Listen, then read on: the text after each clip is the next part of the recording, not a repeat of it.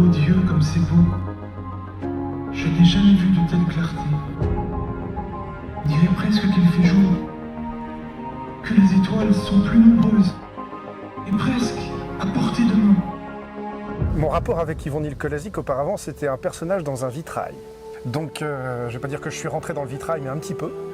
Et c'est vrai que grâce à l'association, on fait revivre cette époque-là et on fait rentrer tous ces spectateurs-là dans le vitrail avec nous pour vivre ce qui s'est passé au début du XVIIe, ici à Sainte-Anne. Oui, j'ai fait du mal. Beaucoup de mal. Je le vois maintenant. C'est certainement la Vierge Marie qui m'a gardé. Elle que ma mère prie tant chaque jour. Les personnages principaux, Yvon Kolázik et Cariolet, ont deux vies différentes, complètement différentes. En fait, Yvon, c'est le bâtisseur de Sainte-Anne. Il est missionné par Sainte-Anne pour faire la première chapelle. Cariolet, lui, il est plus un converti, en fait, parce qu'il était mécréant, bandit, certes un noble, certes un notable, mais il n'avait pas encore compris tout ça. Et c'est lors de sa conversion à Loudun qu'il a compris que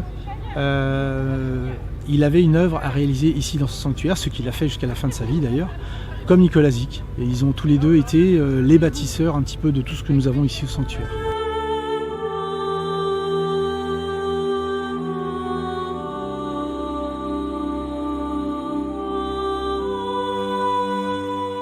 Je disais à Guéna, je suis ravi de vous voir là parce que ça fait du bien de voir autant de monde et surtout de l'intergénérationnel. Je sais que quand on ne fait pas attention, dans les dernières semaines, il y a des couacs dans les spectacles. Si vous sentez que vous êtes en retard quand vous avez un rôle principal, parfois il vaut même mieux ne pas rentrer sur scène. Ce sera dramatique, je sais que ça ne se passera pas. Mais je sais aussi par expérience dans cette aventure et avec vous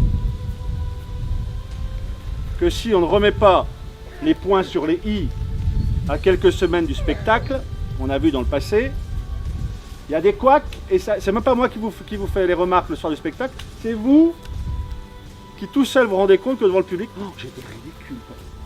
Si vous étiez médiocre, je me dirais, c'est comme ça quoi. Sauf que vous êtes tous sauf médiocres. Vous êtes plutôt même très bons. Donc quand on est très bon, ce qui n'est pas... On repère tout de suite la chose. Donc bien sûr c'est beau ce que vous donnez. Je dois vous féliciter 10 000 fois. Alors le mois précédent au spectacle, c'est beaucoup de préparation technique, logistique, puisqu'il faut voir tout ce qui est réservation des tracteurs pour manipuler des gros flycases techniques de son et de lumière. C'est préparer le transport du matériel technique de nos techniciens. On sort tout de nos conteneurs, de nos cabanes, des maisons, puisqu'on stocke beaucoup dans nos maisons qu'on ferme l'hiver.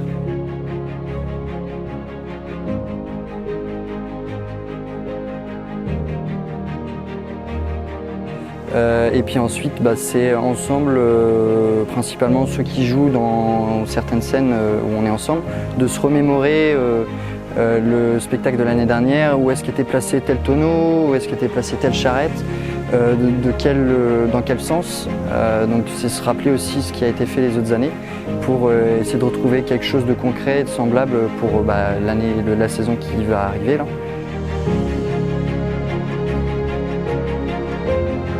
On n'est pas encore tous présents aujourd'hui, mais là ça y est, on commence à avoir du monde quand même, c'est plutôt positif. On a commencé la mise en place des plateaux, mais pour l'instant rien n'est calé, on est bien d'accord. Les choses ne sont pas tout à fait à leur place. On a commencé à mettre les éléments de décor. Ce matin on n'était pas très nombreux, mais on a réussi à faire pas mal de choses quand même. On a vraiment encore beaucoup de choses à faire. Je ne sais pas si je peux faire appel à votre mémoire, mais il y a toutes les barrières de sécurité à installer encore. Il reste tout le matériel à mettre en haut du gradin. Lundi 17h, arrivée du matériel. Il faut qu'on soit 5-6 ici présents à 17h pour aider Julien à dispatcher son matériel. Je suis nous abandonne pas. 15 ans, Yvon, 15 ans. Pourquoi continues-tu à espérer quand tout est vain? Je ne sais ce qui me fait le plus mal. De ne pas avoir d'enfant, ou bien de te voir faire comme si cela pouvait encore arriver. Je t'assure, il faut avoir confiance. C'est au-delà de mes forces, Yvon.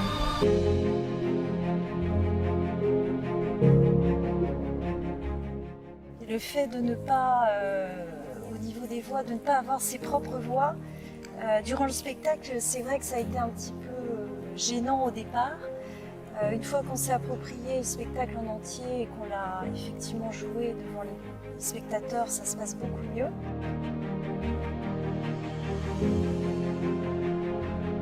Pour participer au spectacle, c'est totalement fondé sur le bénévolat. Les gens viennent quand ils le veulent. S'ils sont disponibles pour plusieurs soirées ou juste 1 ou 2 soirées de représentation, on est bien sûr ouvert à toute personne et toute bonne volonté. Idem pour sur toute l'année. C'est vrai que l'investissement est lourd, il faut jouer 6 fois, faut tenir jusqu'à 1h du matin parfois, on rentre tous tard le soir, on se lève tôt parfois parce qu'on va au boulot. Mais c'est tout ce qu'on reçoit avec le public, avec le plateau qui nous fait vibrer pendant une semaine. Je ne sais pas si certains d'entre vous ont encore l'idée qu'il y a 2 ou 3 répétitions, mais non, demain c'est la première. Et en fait, le plateau Nicolasic, je vous ai dit déjà au début, il n'est absolument pas préparé. Il y a toutes les meules de foin à refaire et la paille à étaler complètement. S'il y en a trop, il va falloir la virer, mais il va falloir la défaire cette botte. Parce qu'en fait, elle nuit à plusieurs choses sur l'espace scénique en fait. Pas vous arrêter, c'est juste que vous compreniez. Vous descendez de la calèche. Là, vous êtes parti derrière la calèche. Là. Et vous avez fait ça. Non. Vous descendez de la calèche, très digne.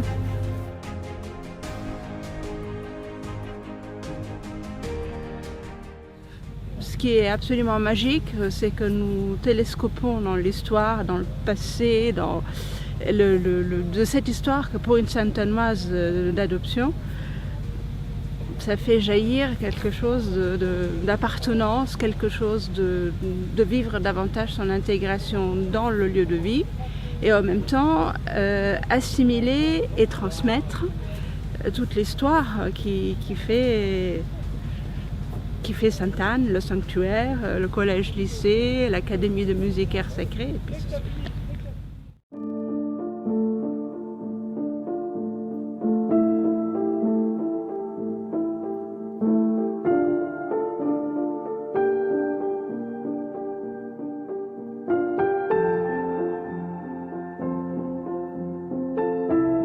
c'est la première, donc voilà, il y a un peu d'appréhension. Hein. On essaie de bien faire les choses et c'est vrai que quand le public est là pour la première fois, on se dit voilà, faut que ça soit bien, puis ça tient un peu sur nos épaules, donc une toute petite partie, donc il faut assurer quoi. Voilà, il y a un peu de trac comme on dit. Je pense qu'on est prêt, on a eu beaucoup de répétitions. On connaît tous notre rôle, les déplacements, les placements. Chacun reste concentré parce que si on commence à bavarder, on ne sait plus où on en est dans le son et puis on te dit ah, c'est à toi maintenant, puis en fait c'est pas à toi et c'est le bordel. Ok ? Et vous pouvez me répondre ok quand je demande. Ouais, super. Alors pendant le spectacle cette année, je remplace le metteur en scène, le père Fagot, qui est parti se reposer et du coup qui m'a donné la charge de regarder tous les soirs et de faire les retours de mise en scène aux comédiens. Donc voilà, je scrute partout, j'essaye d'avoir les yeux dans tous les coins pour voir ce qui ne va pas et ce qui va. Et puis je fais un compte-rendu, un débriefing le soir après les représentations. C'est une première, il y a de la tension comme disait Guéna, mais c'est chouette aussi, c'est excitant. Amusez-vous, faites-vous plaisir, on le verra, les spectateurs le voient, c'est ce qui marche le mieux. Tout ça évidemment dans le sérieux et dans le respect les uns des autres.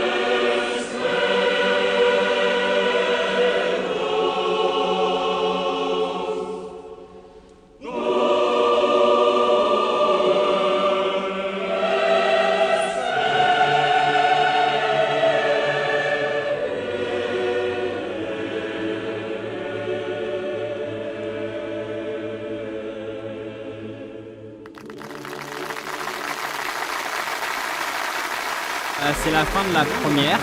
On a fait notre boulot, nous les mousquetaires, on a accompagné la reine. Tout s'est bien passé, des coulisses aussi, en tout cas de mon point de vue. Donc j'espère que ça va continuer comme ça toute la semaine. C'est génial, les gens étaient contents, ravis d'être là, et nous aussi. C'est un peu stressant au début, parce que c'est un peu stressant avec plein de personnes devant. Mais après ça va parce que tu penses plus trop au public et après tu fais ce que tu dois faire et c'est tout. Alors bravo pour commencer parce que c'était vraiment super. Je sais pas comment vous l'avez ressenti de l'intérieur. Ouais, pareil, mieux qu'hier pour tout le monde. Ouais. Bon alors voilà, des petits couacs mais franchement une belle énergie. C'était vraiment vraiment chouette. Bravo à tous, vraiment. Alors quand même des petites choses, hein. Bon alors ça a quand même démarré dès le début. Vous avez mis des plombes à arriver à vous mettre en place quand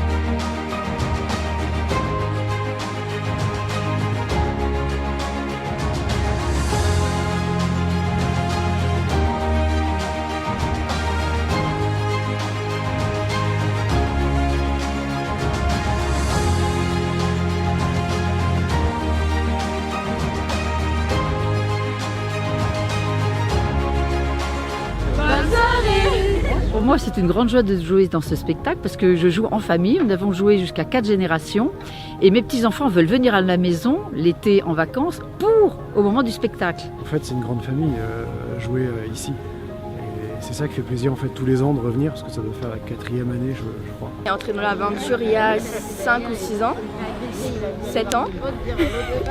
Et voilà, c'est une très bonne expérience, c'est super cool. On est vraiment une grande famille, une bonne ambiance, vraiment une bonne cohésion de groupe. D'apprendre un spectacle, de faire un spectacle, c'est quand même pas tout le monde ne le fait pas. Mais bon, très envie de le faire et très envie de recommencer.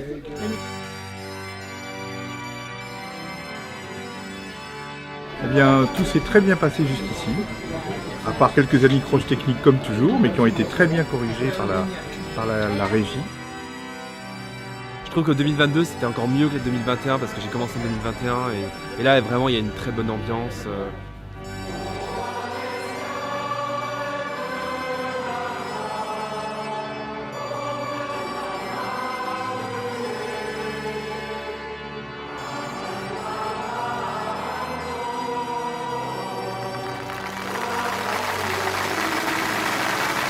Je souhaite remercier un homme, un ami, le père Frédéric Fagot, qui nous a bien manqué tous ces soirs.